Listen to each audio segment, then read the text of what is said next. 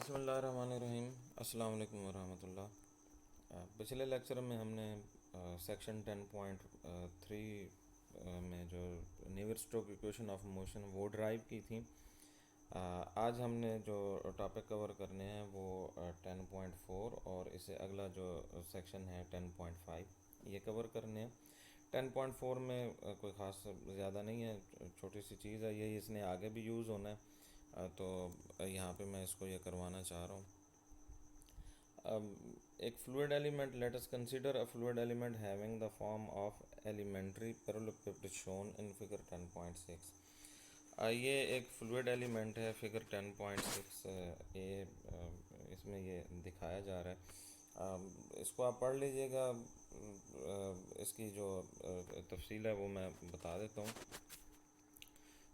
इसको आपने देख लेना है कि 6 फेसेस हैं इस फ्लूइड एलिमेंट के। आप इसको एक लेफ़्ट कह लें, एक को राइट कह लें, एक को टॉप कह लें, बॉटम कह लें, और ये फ्रंट कह लें और बैक कह लें। तो इसमें जो है वो आप देख सकते हैं कि लेफ़्ट फेस पे जो है वो प्रेशर P जो है ये अप्लाई किया जा रहा है, और राइट फेस पे जो है प्रेशर है वो टेलर सीरीज़ की मदद से जो है, ये हमने पहले भी इस चीज़ को देख लिया हुआ है। टेलर सीरीज़ की मदद से जो है वो राइट फेस के ऊपर 2 टर्म्स लेके टेलर सीरीज़ की उससे अप्रॉक्सीमेट किया है। तो राइट साइड पे जो है ये प्रेशर है, और टॉप फेस पे ये जो टॉप फेस ये आपको नज़र आ रहा है, एरो भी उसने लगाया हुआ है, मैं भी इसको लगा रहा हूँ। तो टॉप फेस के ऊपर जो है वो shear स्ट्रेस ले रहा है, बॉटम के ऊपर भी shear स्ट्रेस ले रहा है। बॉटम फेस के ऊपर जो है वो shear स्ट्रेस टा है, और उसी तरह से टेलर सीरीज़ की मदद से टॉप फेस के ऊपर भी जो है वो shear स्ट्रेस जो है ये उसने ये कंप्यूट किया हुआ है। अलबत्ता एक तीसरा जो है फेस जो फ्रंट वाला और बैक वाला है उसको उसने डिस्कशन में इंक्लूड नहीं किया। किया जा सकता है, इसके ऊपर भी शेयर स्ट्रेस ही जो है वो अगर आपका फ़्लो जो एक्स डायरेक्शन में है तो प्रेशर जो है वो नॉर्मल टू द बाउंड्री है। ये फ़्लो को जो है वो करेगा, काज करेगा, फ़्लो इसकी वजह से होगा। बाकी जो सारी सरफेसेस हैं इसके ऊपर शेयर स्ट्रेसेस होंगे। तो उसने सिर्फ टॉप और बॉटम फेस के ऊपर लिया हुआ है, तो एक डायमेंशन उसने कंसीडर किया हुआ है। वाई वाला उसने किया हुआ है, जी वाला उसने नहीं किया हुआ। करना चाहें तो कर भी सकते हैं, कोई मसला नहीं है। एक फेस पे, बैक फेस पे और फ्रंट फेस पे और बैक फेस पे आप लेना चाहते हैं तो एक डायमेंशन बढ़ जाएगा, और वो कोई मसला नहीं, वो उसी तरह से हो जाएगा जैसे इनके लिए हो रहा है, वैसे एक डायमेंशन बढ़ जाएगा तो वो वैसे के वैसे ही हो जाएगा। तो ये वही बात हो गई कि टा जो है वो लोअर फेस है वो, या बॉटम फेस है, और ये अपर फेस है, टा प्लस पार्शल टा by partial Y into delta Y. तो ये बता दिया कि ये क्या है, ये शेयर स्ट्रेसेस हैं। यहाँ पे भी वो यही बात कर रहा है ये इन लाइनों में कि जो है वो हम एक डायरेक्शन को जो हम इग्नोर कर रहे हैं। 10.6 अगर ये है, इसको उसने बी का नाम दिया हुआ है राइट वाली फिगर को, तो ये वेलोसिटी प्रोफाइल है। बाउंड्री लेयर फ्लोज में आपने देखा हुआ है वैसे ही प्रोफाइल बनता है कि अगर फ्लूइड एलिमेंट जो फ्लूइड का वो पोर्शन जो वॉल के साथ अटैच होता है वहाँ पे वेलोसिटी कम होती है और दूर जो है वो ज़्यादा होती है। और इसके जो बाउंड्री लेयर के हवाले से होता है कि लेयर्स जो हैं वो एक दूसरे के साथ इंटरेक्ट करती हैं, तो फ्रिक्शन उनमें जो है वो इन्वॉल्व होते हैं। ये मैं इसको हाईलाइट कर रहा हूँ, फ्रिक्शनल फोर्स जो है उसमें अपीयर होती हैं। तो अगर इनको आपने फ़्लो को मेंटेन करना है तो they are overcome by maintaining the pressure gradient in the direction of flow. तो प्रेशर डायरेक्ट जो है वो डिफरेंस जो है वो आप मेंटेन रखेंगे। जैसे ही आपने प्रेशर हटाया, जैसे आप वाटर पंप चला रहे हैं, जैसे आप इलेक्ट्रिसिटी जो है वो आप बंद करेंगे, मोटर बंद हो जाएगी और जो पाइप से फ़्लो बाहर हम ले रहे होते हैं वो रुक जाता है। तो प्रेशर डिफरेंस जो है वो मेंटेन बहरहाल करना है। फ़्लो को जारी रखने के लिए। तो ये कुछ बातें हैं और ये आप इनको पढ़ लेंगे तो अगर net shear shear shear sorry यहाँ से पढ़ते हैं इसको। For two dimensional steady flow there will be no shear stresses on the vertical faces. Vertical face और बॉटम वाले फेस के ऊपर नहीं होगी। वही वाली बात है कि इसको जो है वो डिस्कशन से एक्सक्लूड किया जा रहा है। Now net sharing force on the element is. अब नेट शेयरिंग फोर्स आपको पता है कि शेयर फोर्स जो है वो प्रेशर फोर्स एरिया के हवाले से जो है वो उसकी बात हो रही है। तो टॉप फेस जो है वो उसका एरिया क्या है, डेल्टा एक्स इंटू डेल्टा जी। आप देख सकते हैं ये जो टॉप फेस ये वाला बन रहा है जिसको मैंने हाईलाइट किया है, तो इसकी जो ये लेंथ है एक्स, एक एक्स डायरेक्शन में है इसका डायमेंशन और दूसरा जी डायरेक्शन में है। ये बातें हम ऑलरेडी कर चुके हुए हैं। तो उस फेस का area delta x into delta जी है और ये अपर फेस के ऊपर जो है वो शेयर स्ट्रेस है, और ये माइनस लोअर फेस के ऊपर जो शेयर स्ट्रेस है, इन दोनों का डिफरेंस ले लें तो ये नेट शेयरिंग फोर्स आ जाएगी।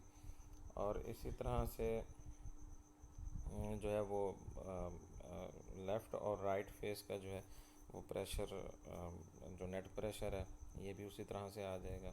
ये राइट फेस का प्रेशर है और ये लेफ़्ट फेस का प्रेशर है, तो डिफरेंस जो है वो नेट से वही वाली बात है।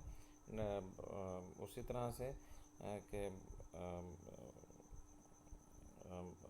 प्रेशर जो है वो किसके ऊपर अप्लाई हो रहा है, face delta Y delta Z area है उस फेस का जिसके ऊपर ये अप्लाई हो रहा है। तो ये लेफ़्ट वाला जो फेस है ये क्या है, इसका area delta Y into delta Z. इसका दो डायमेंशन है, वाई और जी डायरेक्शन में। तो ये नेट जो है ये प्रेशर आ गया। तो for the flow to be steady and uniform there is being no acceleration.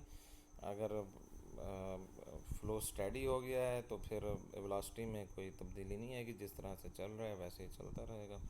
तो sum of the forces must be zero. जब फ्लो स्टेडी है तो फिर फोर्स इजाफी कोई फोर्स नहीं लग रही, इसका ये मतलब है। जो लग रही है, इजाफी कोई नहीं लग रही। अगर फोर्स चेंज होगी तो फिर स्पीड भी जो है वो उसकी चेंज हो जाएगी। तो यहाँ से फिर वो क्या कह रहा है कि net forces must be zero. तो उन फोर्सेस का सम जो है वो ये लेके क्या कर दिया उसने, ज़ीरो कर दिया और रीअरेंज किया है। तो partial tau a partial Y is equal to partial P by partial Z. The equation 10.3 indicates that the pressure gradient in the direction of flow is equal to shear gradient in the direction normal to the direction of flow. This equation holds good for all types of flow. अगला title है 10.5 flow of the viscous fluid in circular pipes. और ये जो हम law जो है वो जिसको डिस्कस करने लगे हैं वो क्या है, Hagen Poiseuille flow, sorry Hagen Poiseuille law. तो इस Hagen Poiseuille theory is based on the following assumption. Newtonian fluid follows Newton's law of viscosity, यानी फ्लूइड जो वो न्यूटोनियन है। And there is no slip of the fluid particle at the boundary. ये भी आप जानते हैं कि बाउंड्री के साथ जो फ्लूइड की लेयर है वो उसके साथ स्टिक हुई हुई है, उसका जो स्पीड है वो नहीं है, ज़ीरो है, यानी ज़ीरो वेलोसिटी है।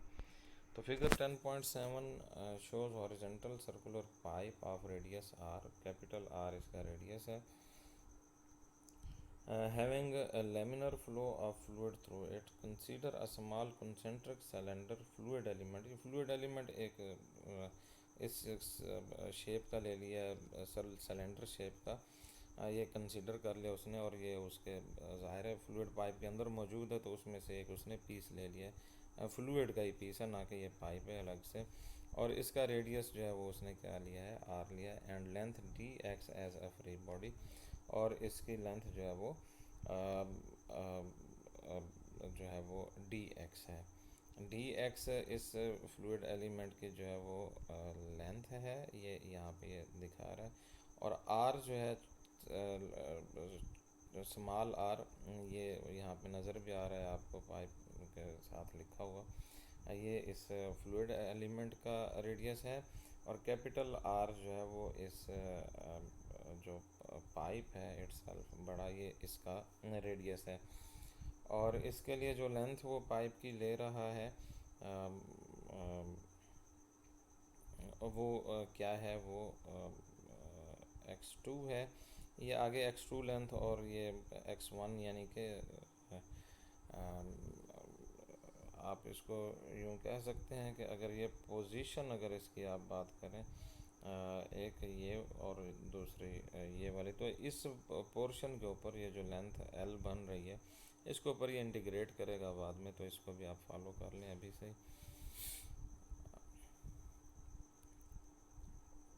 अच्छा, इसके बाद ये है कि अभी ये प्रेशर जो है वो इस फ्लूइड एलिमेंट के ऊपर ये जो अंदर नज़र आ रहा है, अभी हमने ये बात पिछले उसमें की है, इसीलिए की थी कि हम इसकी बात कर सकते हैं। प्रेशर जो है वो फोर्स जो अप्लाई हो रही है वो एरिया के ऊपर है। तो इस फ्लूइड एलिमेंट का जो एरिया है, चूँकि ये सर्कुलर है फेस ये वाला, तो एरिया पाई आर स्क्वायर है, और साथ जो है वो प्रेशर के साथ मल्टीप्लाई कर दिया। और राइट फेस के ऊपर जो एरिया है वो भी वही पाई आर स्क्वायर है, और ये टेलर सीरीज़ की दो टर्म के साथ उसको ले लिया, ये वही वाली बात हो गई पिछले वाली। और उसके बाद इस फ्लूइड एलिमेंट का जो सरफेस एरिया है अम, अम, वो क्या है, वो है 2 पाई r dx। ये 2 पाई r क्या चीज़ है, 2 पाई r इस ये जो एज है इसकी लेंथ है, सरकमफेरेंस है, और डी एक्स के साथ जब आप मल्टीप्लाई करेंगे तो ये सरफेस एरिया आ जाएगा। तो शेयर स्ट्रेस जो है वो चूँकि along the direction of flow होती है, ऊपर जो हमने पिछले सेक्शन में किया था वो पैरेललोपिप्ड था, उसके दो फेसेस थे, तो उसके ऊपर शेयर स्ट्रेस हमने उस हिसाब से कैलकुलेट किया था। ये चूँकि सर्कुलर पाइप है तो इसके ऊपर जो शेयर स्ट्रेस है वो ये कोई कैलकुलेशन ऐसे होगी कि सरफेस एरिया या फेस एरिया, ऊपर फेस एरिया था तो यहाँ पे चूँकि फेस एक ही है और वो पूरा राउंडेड है, तो ये सरफेस एरिया और मल्टीप्लाइड बाई साथ में टा हो जाएगा। तो ये आपका जो है ये शेयर फोर्स बनेगी। उसके अलावा ये आप ये जो व्यू देख रहे हैं इस फिगर में, ये साइड व्यू पाइप का, और ये आप इस साइड से आप जो फेस बन रहा है एंट्रेंस वाला, उसके सामने से आकर देखेंगे तो ये राइट साइड पे उसका व्यू दिखाया जा रहा है। इसको भी जो है वो आप देख लें कि ये पाइप है, ये वही वाला पाइप है, रेडियस कैपिटल आर वाला, और अंदर जो है वो फ्लूइड एलिमेंट जो है वो मौजूद है, जिसका रेडियस जो है वो क्या है, आर है। और इसकी जो थिकनेस है वो डी आर है, यानी डी आर मोटाई का जो है ये फ्लूइड एलिमेंट है। पीस है ना, आप इसके पीसेस बना लें पाइप के, ये पीसेस छोटा बड़ा बड़ा जितना भी, तो ये उस हिसाब से डी आर है। जैसे डी एक्स जो है वो पीसेस आप बना लेते हैं उसमें कार्टियन कोऑर्डिनेट्स में, तो सिलेंडर में फिर ये उसी तरह से होगा। तो ये एक फ्लूइड एलिमेंट लिया है जिसका रेडियस आर है, और उसकी थिकनेस जो है वो क्या है, डी आर है, डी आर उसकी मोटाई है। तो इसको लेके अब हम आगे चलते हैं।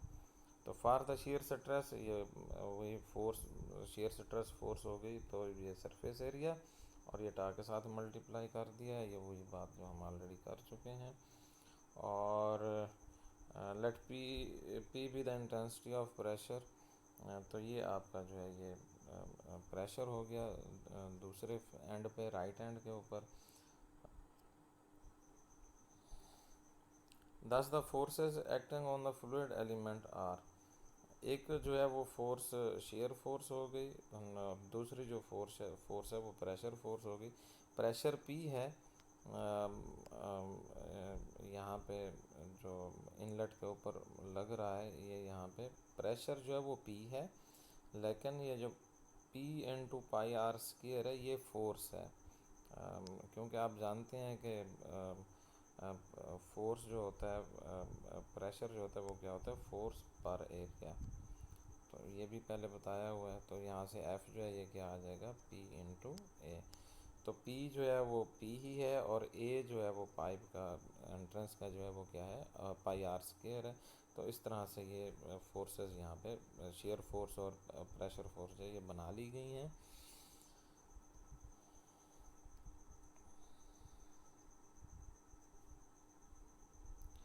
तो इसी तरह से प्रेशर फोर्स जो है वो लेफ़्ट हैंड के ऊपर है, और ये प्रेशर और साथ में एरिया के साथ मल्टी, तो ये राइट हैंड के ऊपर जो है ये प्रेशर फोर्स बन गई।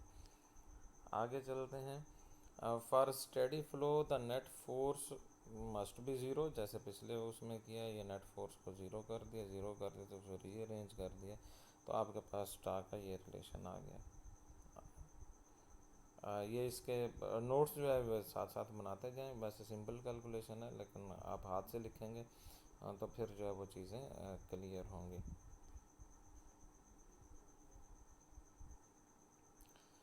Equation 10.4 shows that flow will occur only if pressure gradient exists in the direction of flow.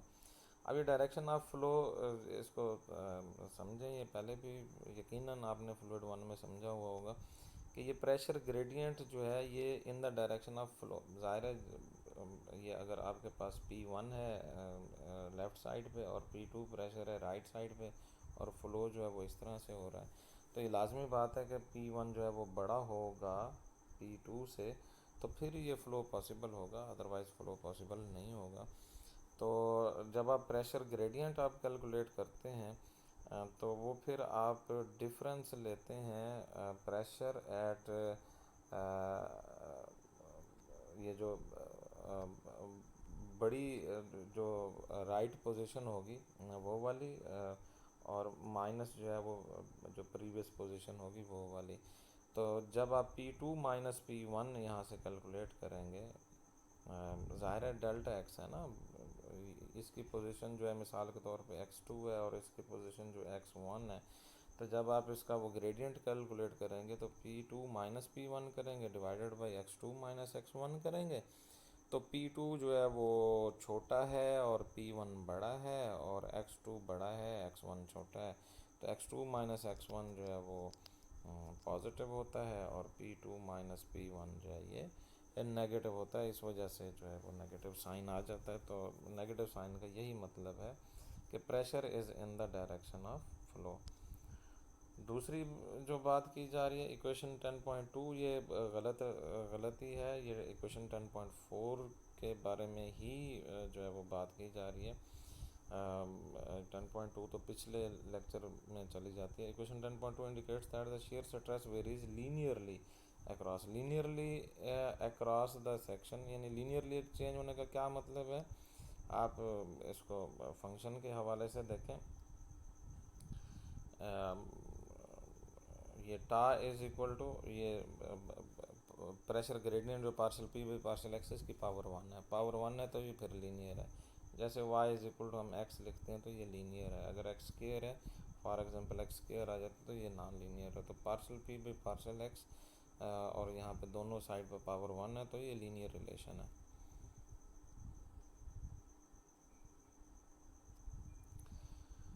उसके बाद ये है कि its value is 0 at the center of the pipe r is equal to 0 and maximum at the pipe wall is given by। तो ये जो shear stress है ज़ाहिर है ये चूँकि वाल की वजह से आ रहा है, तो वाल के ऊपर ये फोर्स जो है ये मैक्सिमम होगी, और इस लोअर वाल है अपर वाल है यानी पूरा जो सर्कुलर ये पूरी सरफेस है ये इसके ऊपर जो है ये क्या होगी, ये सर्कुलर सरफेस है ना सारी के ऊपर जो है ये जो शेयर स्ट्रेस है ये मैक्सिमम होगा, और सेंटर पे जो है ये जो शेयर स्ट्रेस है ये मिनिमम होगा। अगर ज़ीरो है तो ज़ीरो मिनिमम होगा। तो यहाँ पे जो है वो फ्लूइड की जो स्पीड है वो सेंटर में मैक्सिमम होगी।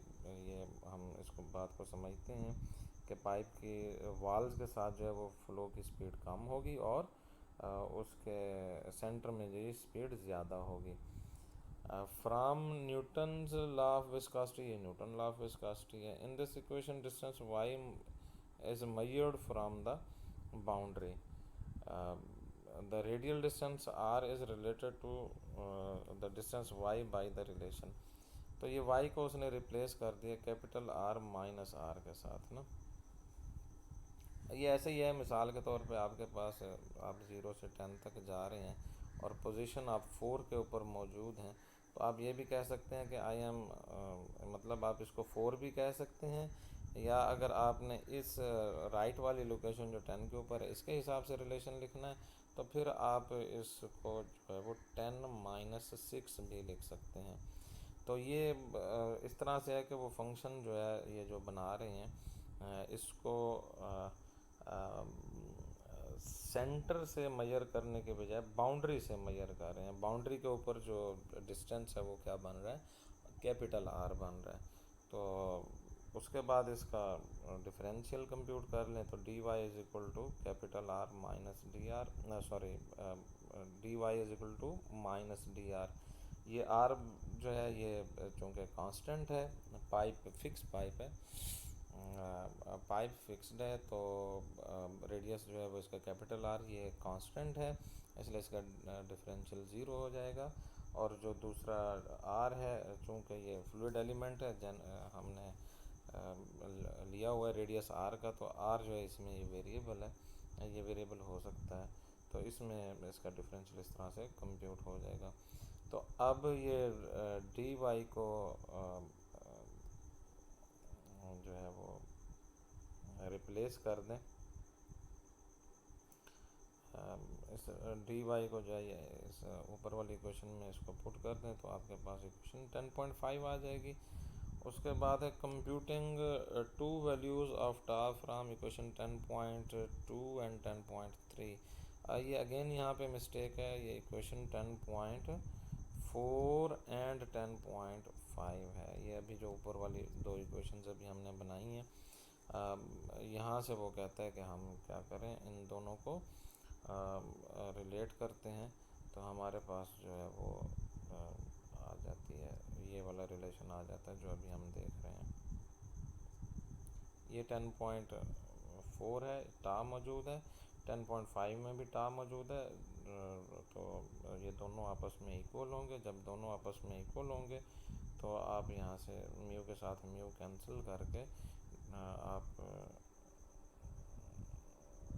सॉरी, इक्वेशन 10.5 और इक्वेशन, हाँ ये 10.4, ये वाली इक्वेशन 10.4 इसमें टा है लेफ़्ट साइड पे, और दूसरी इक्वेशन जो है वो ये तो इक्वेशन 10.4 नहीं है ना, इक्वेशन 10.4 ऊपर वाली है और ये इक्वेशन 10.5, इन दोनों को इक्वेट किया है तो आप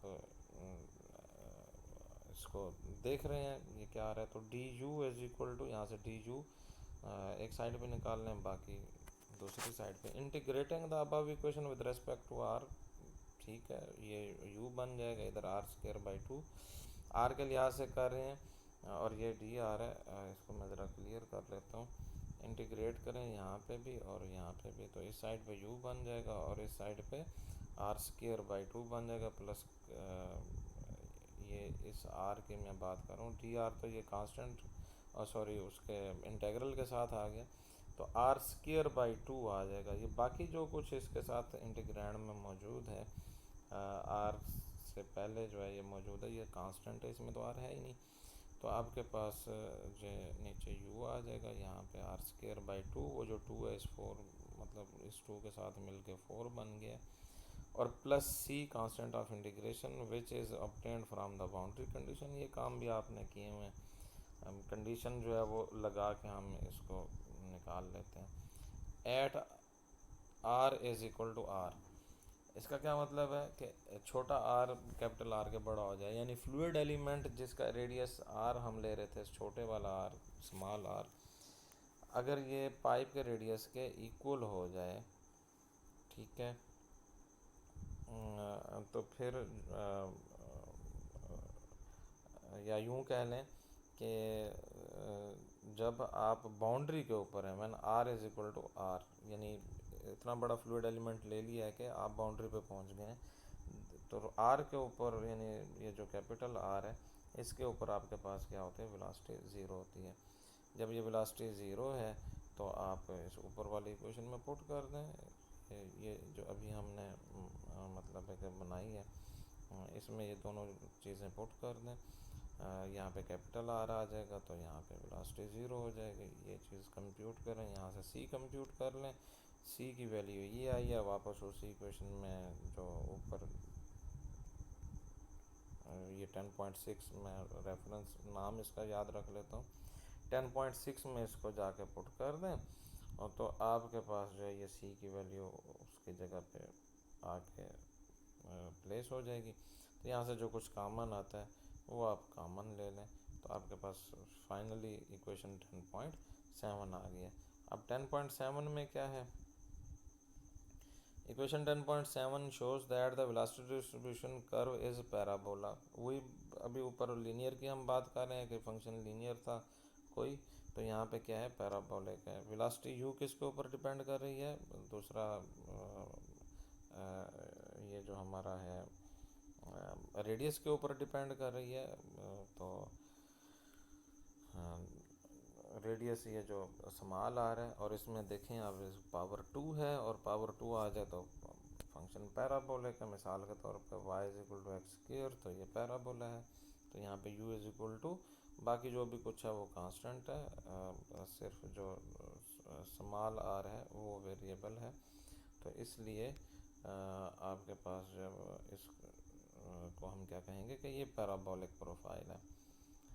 तो equation 10.7 shows that the velocity is parabola, the maximum velocity occurs at the center and is given by, centre पे क्या है, सेंटर पे आर आपका जो है वो कैपिटल आर जो है वो, सॉरी स्मॉल आर जो है वो ज़ीरो है सेंटर के ऊपर, और सेंटर के ऊपर ये आर अगर ज़ीरो आ जाए तो आपके पास जो है वो वेलोसिटी मैक्सिमम होगी। मिसाल के तौर पे आर जो है, आर मैक्सिमम क्या हो सकता है, ये छोटा R maximum this may be equal to capital R. जब ये कैपिटल आर के इक्वल हो जाएगा तो फिर वेलोसिटी ज़ीरो हो जाएगी। अभी हमने यही तो इम्पोज किया है ऊपर कंडीशन, जब आर छोटा आर जो है ये कैपिटल आर के इक्वल हो जाएगा तो वेलोसिटी ज़ीरो हो जाएगी, और जब ये स्मॉल आर जो है ये ज़ीरो होगा तो इसका मतलब ये है कि वेलोसिटी विल बी मैक्सिमम। और आर की अगर कोई वैल्यू है बिटवीन ज़ीरो एंड, यानी इस तरह से अगर आप लिखें कि if small R lies between zero and R, zero के ऊपर वेलोसिटी मैक्सिमम होगी, इसके ऊपर वेलोसिटी ज़ीरो होगी, और दरमियान में कहीं भी जो है वो वेलोसिटी ज़ीरो वेलोसिटी और मैक्सिमम वेलोसिटी के दरमियान में कहीं लाई करेगी।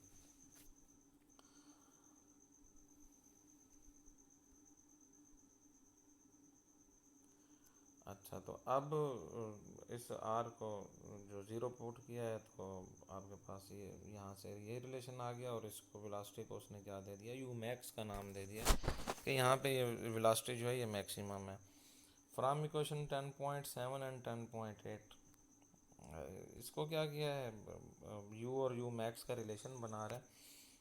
आप इक्वेशन 10.7 और 10.8 की दोनों साइड्स को डिवाइड कर दें एक दूसरे के साथ, तो u divided by you max कर दें, और राइट हैंड साइड पे भी इन दोनों को डिवाइड कर दें, और फिर u मैक्स को जो है वो तो क्या होगा, ये वाली टर्म एक जैसी हैं, ये कैंसिल हो जाएंगी, partial p by partial x ये भी कैंसिल हो जाएगा, तो u over U max is equal to आपके पास रह जाएगा R square minus R square over R square. तो इसको भी रीअरेंज कर लें, जब ये आप इसको रीअरेंज करेंगे तो ये आर स्क्र इनके अलग अलग इसके साथ डिनोमिनेटर में भी लिखें, इसके डिनोमिनेटर में भी लिखें, तो आर स्क्र के साथ आर स्क्र कैंसिल होकर ये 1 बनेगा, दूसरा इस तरह से आ जाएगा, तो ये इसको रीअरेंज कर लें। तो equation 10.9 is the most commonly used equation for the velocity distribution for the laminar flow through pipes। This equation can be use to calculate the discharge as follows. तो the discharge through an elementary ring of thickness dr at radial distance r is given by dq is equal to u multiplied by 2r multiplied by dr। तो हमें पता है कि जो discharge है q this is equal to velocity multiplied by area जहाँ से ये जा रहा होता है। तो डिफरेंशियल है, डिफरेंशियल के फॉर्म में लिखा हुआ तो यहाँ पे डी क्यू आ जाएगा, तो इधर u राइट हैंड साइड पे u multiplied by D A हो जाएगा। अच्छा, अब ये जो डी ए है इसको हम देखते हैं कि ये जो राइट हैंड साइड पे ये लिखा हुआ है u multiplied by 2 pi r multiplied by D R, तो ये जो डी ए है ये 2 pi r multiplied by D are है, यानी एरिया 2 पाई r सरकमफेरेंस है, ये एज हो गया एक, या एक डायमेंशन का लें मल्टीप्लाइड बाई डी आर, ये उसका जो है ये थिकनेस है। ये फिगर जो ऊपर हमने देखी थी वहाँ से जाके इसको देखते हैं।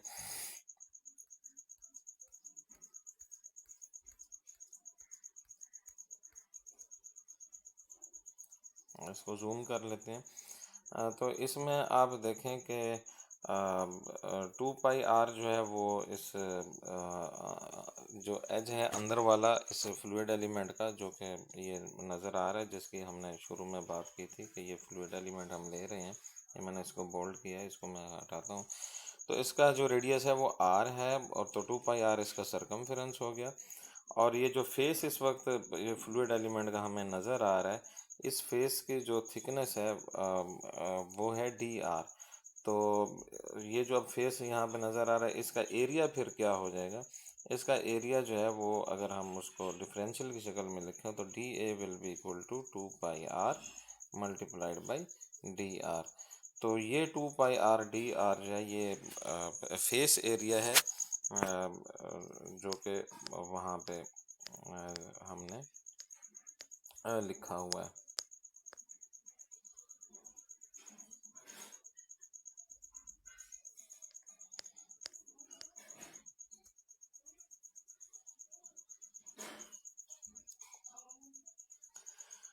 तो यहाँ से आगे जो u का रिलेशन जो हमने ऊपर बनाया है वो यहाँ पे आगे हमने इसको पुट किया हुआ है। ये अभी ऊपर बनाया है इक्वेशन 10.9 में।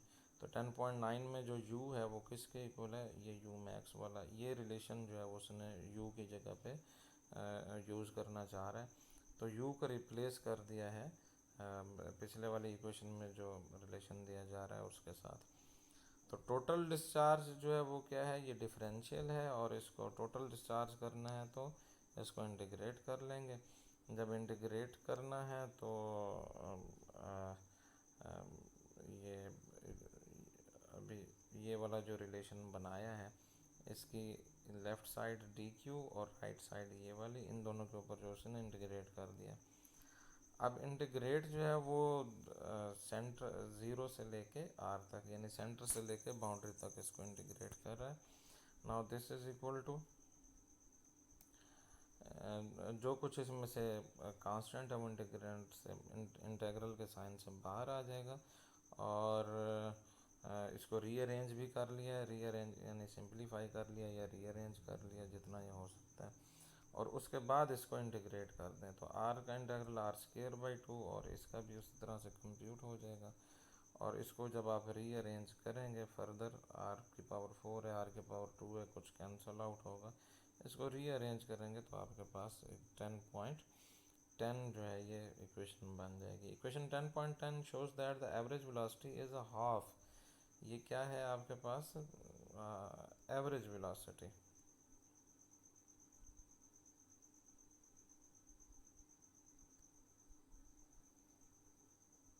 एवरेज वेलोसिटी कैसे आएगी? आप डिस्चार्ज फ्लो को एरिया के साथ डिवाइड कर दें तो आपके पास एवरेज वेलोसिटी आती है।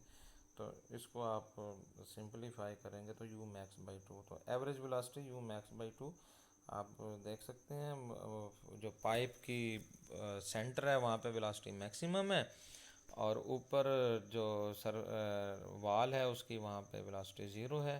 तो एवरेज अगर आप इन दो की भी एवरेज लें तो ये क्या आती है, जो है वो हाफ ऑफ द मैक्सिमम आती है। तो substituting the value of u max from equation 10.8 we have, तो ये इस 10.8 इक्वेशन में जो u max बनाया हुआ है रिलेशन, पीछे जाकर देखें 10.8 में ये 10.6 10.7 10.8 10.8 में ये जो u max का रिलेशन बनाया हुआ है इसको यूज़ करें।